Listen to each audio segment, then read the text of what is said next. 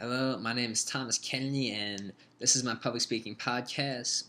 Now, before I came to Full Sail, I never had any public speaking experience. I'd never taken a class on it, and I've never had to give a speech in front of a large amount of people before in my life. I'm perfectly fine with it, though. I'm fairly comfortable with my communication skills.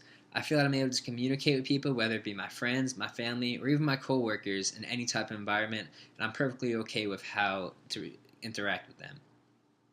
I also have no performance experience in my life. Other than band when I was little, I never really performed in front of a lot of people. But however, during my speeches, I utilized ethos, pathos, and logos by becoming involved in my speech. I spoke about things I was passionate about and also things that I knew a fairly decent amount about, so I was able to use my logic in my head, the facts that I know about it, to back up my statements that I was saying to everybody. On my intro and persuasive speech, I felt that my eye contact wasn't as good as it should have been or could have been. I also felt that my voice projectileness, it wasn't where it should have been. I was pretty quiet up there, and I don't think the last row was able to hear me. On the industry speech, though, I felt that I did a lot better. I felt that my eyesight, I was making eye contact with everybody in the room. I was panning the room a lot more than I was in the first two speeches. I also felt that I projected my voice a little bit more. The change of formality didn't really affect me all that much, to be honest. I was fine with either one. Also, I wasn't really nervous during any of my speeches, except for maybe the first one. It was the first time I gave a speech in front of that many people before, and also I didn't really know a lot of people in the class, but after I finished that first speech, I realized it was alright because everybody in there was almost in the same boat as me.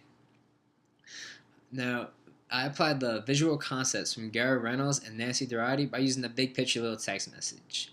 Also, during my speeches, I felt that the audience responded well to my speeches and were pretty engaged with them. Now, I didn't really interact with the audio components of my slideshows. I kind of just let them play and let everybody else in the audience examine them in their heads for themselves.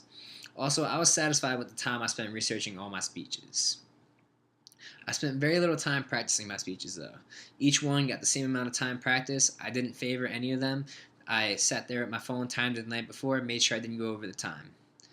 I would have to say that the industry professional speech probably had to be my favorite one because it was somebody that influenced me a lot, and it still impacts my music the way it is today.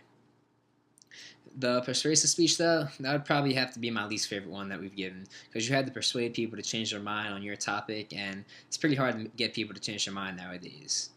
And my biggest delivery challenge would have to be my movement. I tend to stand in the same spot instead of moving side to side or moving up and down the aisles. I could have done that a lot better. And also, my biggest challenge with research probably have to be procrastination. I kept putting it off until the last second, and I ended up having to do all my research the night before. I also learned that from my other classmates in class, it's okay to be nervous during your presentations.